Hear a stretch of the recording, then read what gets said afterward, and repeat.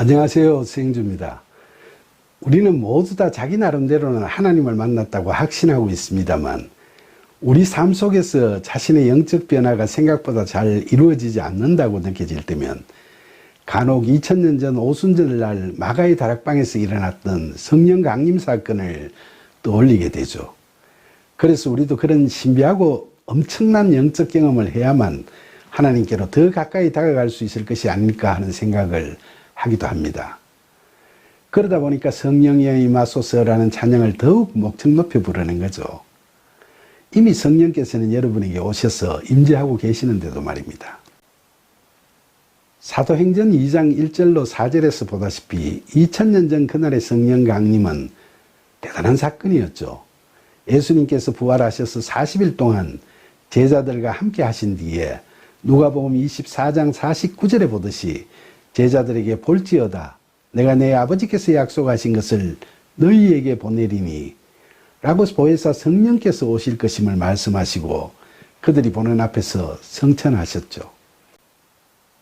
그 후 열흘이 지나 그 해의 첫 보리 수확을 감사하는 오순절날 마가의 다락방에서 초대교회 교인 120여 명이 한자리에 모여 기도드리고 있을 때 호련히 하늘로부터 급하고 강한 바람 같은 소리가 들리면서 마치 불의 혀처럼 갈라지는 것들, 즉 성령이 그들 각자의 머리 위에 하나씩 임하여 그 120여 명의 교인들이 다 성령의 충만함을 받고 성령이 말하게 하심에 따라 다른 언어로 말하기를 시작했죠.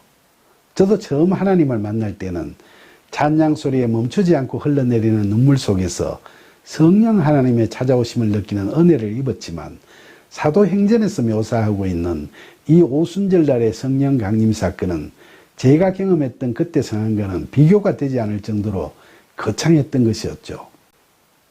특히 오순절날 마가의 다락방에 모였던 120여 명의 초대교회 교인들 중에서도 우리가 저 사람처럼 저런 경험을 한번 해봤으면 하고 부러워하는, 닮고 싶어하는 사람을 꼽는다면 바로 예수님의 수제자인 베드로라 하겠습니다. 잘 아시다시피 그는 예수님 공생애 중에 수제자로서 예수님을 따라다녔으나 마가복음 14장 50절에 보면 정작 예수님께서 체포되시자 다른 제자들과 마찬가지로 두려워서 도망쳐버렸죠. 그리고 72절에 보면 예수님께서 예언하신 대로 그는 십자가에서 죽으실 예수님을 새벽닭이 2번 울기 전에 3번이나 부인하는 약한 모습을 보여주기도 했던 자였지 않습니까?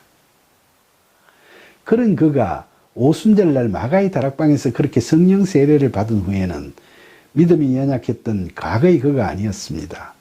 사도행전에 보면 그는 성전 미문의 안전뱅이도 치유하고 중풍병자 애니아도 낫게 하였으며 죽은 다비다도 일어나게 하는 숱한 이적을 행할 수 있게 됐죠. 그리고 수차례 투옥됐으나 주의 사자나 천사의 도움으로 감옥에서 나오는 기적을 경험하기도 했었죠. 특히 지난날 한갓 어부에 불과했던 그가 유대 지도자들 앞에서 담대히 예수님을 전가하고 예루살렘에서 이방인 전도를 강조하면서 사마리아에서도 복음을 전파했습니다. 그는 또한 베드로전서와 베드로후서를 기록함으로써 복음을 후세까지 전하게 되었고 AD 68년에 로마에서 순교하였습니다. 이처럼 그의 믿음은 성령 세례를 받은 후 확연히 달라졌던 겁니다. 그래서 오늘날 우리들도 베드로처럼 부끄러움을 갖고 있는 연약한 존재이지만 오순절 그날 베드로에게 부어졌던 성령 강림과 같은 강한 성령 세례가 우리들에게도 임해서 흔들리지 않는 믿음을 갖게 되기를 소망하는 사람들이 많은 것 같습니다. 그런데 우리가 영적으로 확연히 성장하기 위해서는 우리에게도 2000년 전 오순절날의 기적 같은 성령 강림 사건에서처럼 그렇게 신비롭고 강력하게 성령께서 우리에게도 임하셔야 하는 걸까요? 과연 우리도 베드로처럼 그렇게 강한 성령 세례를 받는 경험을 해야만 하나님께서 기뻐하실 그런 사역을 행할 수 있는 것일까요? 그렇지 않습니다. 우리가 강한 성령 세례를 부러워하기는 하지만 그 답은 아닙니다. 베드로가 예전과 달리 확연히 변할 수 있었던 이유는 요한복음 21장 15절로 18절에서 보듯이 부활하신 예수님께서 내 어린 양을 먹이라 하는 목양의 사명을 주셨는데 이를 실천해 나갈 수 있도록 도우실 성령께서 베드로에게 임하셨기 때문이지, 오순절날 성령이 임하실 때의 신비로움이나 거창함의 영향을 받았기 때문은 결코 아니었습니다. 여러분, 잘 아시다시피 성령님께서는 예수님께서 십자가 사역을 완성하시고 성천하시면서 언약하신 대로 2000년 전 오순절 그날에 오셨죠.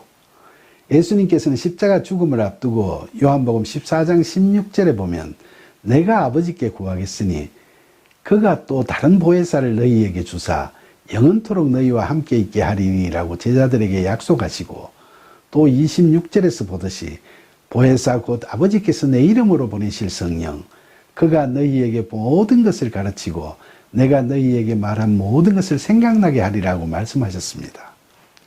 그 후 예수님께서 성천하신 후 찾아오신 성령께서는 지금까지도 이 땅에 임하시면서 창세전에 선택하신 하나님의 자녀들을 찾으시고, 요한복음 16장 8절에서 보듯이 그들로 하여금 죄와 의와 심판에 대하여 깨닫게 하시고 구원에 이르도록 도우시는 성령 사역을 하시고 계십니다.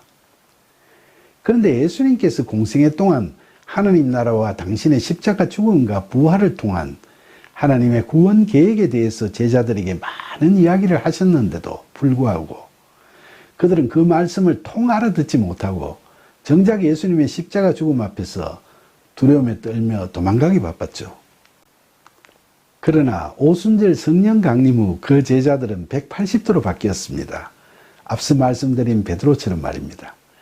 이것은 요한복음 16장 13절에 예수님께서 하신 진리의 성령이 오시면 그가 너희를 모든 진리 가운데로 인도하시리니 라는 말씀처럼 성령이 오셔서 그들의 영안을 뜨게 하고 진리를 알게 하셨기 때문입니다. 구약 성경 시편에서도 성령에 대한 이야기가 많이 나오고, 신약 성경 마태복음에서도 예수님께서 세례를 받으실 때 성령이 임하셨다고 기록된 구절에서 알 수 있듯이 하나님의 영이신 성령이라는 존재는 오순절 성령 강림 사건 이전에도 특별한 경우에는 나타나셨습니다.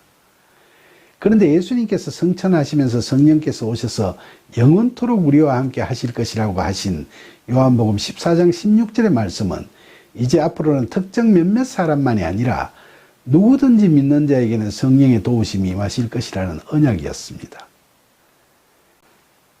그 언약을 하시면서 예수님께서는 제자들에게 17절부터 20절까지 해서 그는 진리의 영이라 세상은 능히 그를 받지 못하나니 이는 그를 보지도 못하고 알지도 못함이라. 그러나 너희는 그를 아나니 그는 너희와 함께 거하심이요 또 너희 속에 계시겠습니다. 내가 너희를 고아와 같이 버려두지 아니하고 너희에게로 오리라. 조금 있으면 세상은 다시 나를 보지 못할 것이로되 너희는 나를 보리니 이는 내가 살아있고 너희도 살아있겠음이라. 그날에는 내가 아버지 안에 너희가 내 안에 내가 너희 안에 있는 것을 너희가 알리라 라고 약속하셨죠. 이 약속의 말씀은 오늘날 우리 그리스도인들에게도 통일하게 하시는 말씀입니다. 우리가 그리스도 안에 소위 영어로 in Christ 하는 상태, 즉 하나님의 나라가 임하는 상태로 나아가는 데에는 성령의 이끄심이 있어야 함을 암시하는 말씀이죠. 그리고 그 성령은 하나님의 영, 바로 예수 그리스도의 영임을 알려주십니다. 이처럼 오순절날 마가의 다락방에 임하신 보혜사 성령님은 하나님께서 예수님의 이름으로 이 땅에 보내신 삼위일체 하나님이십니다.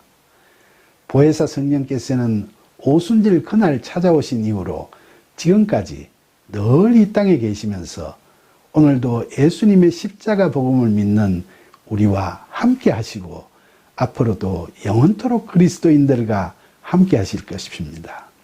그러니까 여러분, 우리가 지금도 자꾸 또 다른 강력한 성령께서 와주시기를 기다린다는 것은 보혜사 성령님의 의미를 잘못 이해하는 겁니다.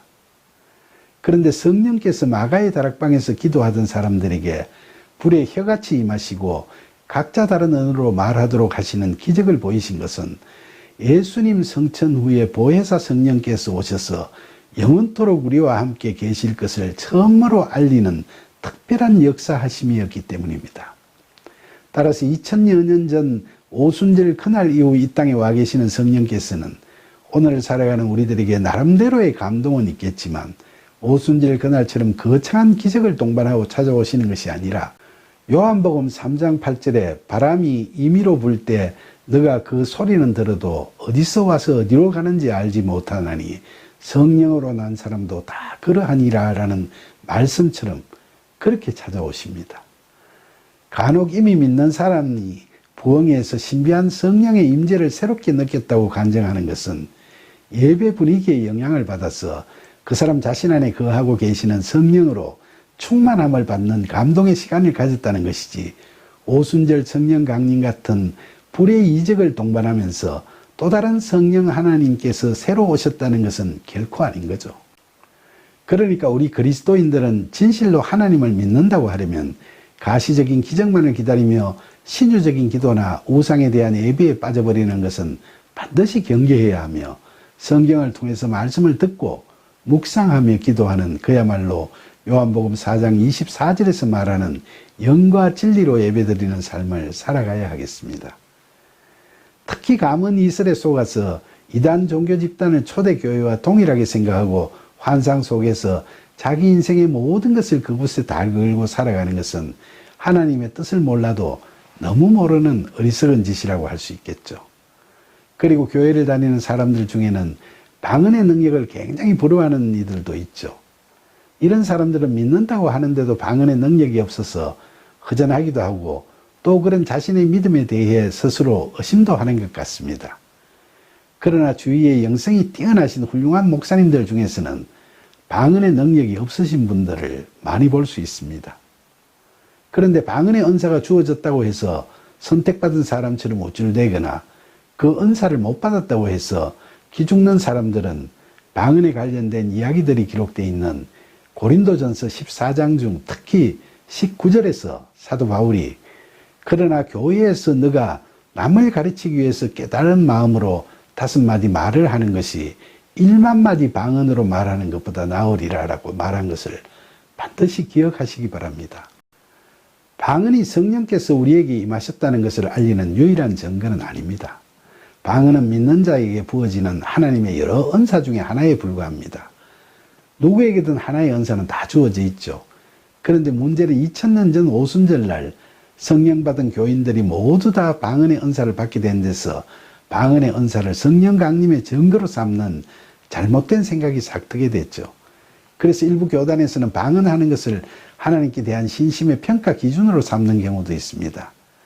그래서 방언을 가르치는 학원까지 생겨났다니까 정말 한심스러운 일입니다. 그러나 우리가 성령을 받아 믿음으로 하나님 나라의 상속자가 되어 하나님의 심부름을 하는 사역을 임할 때에는 하나님께서 우리에게 맞는 갖가지 은사를 주십니다.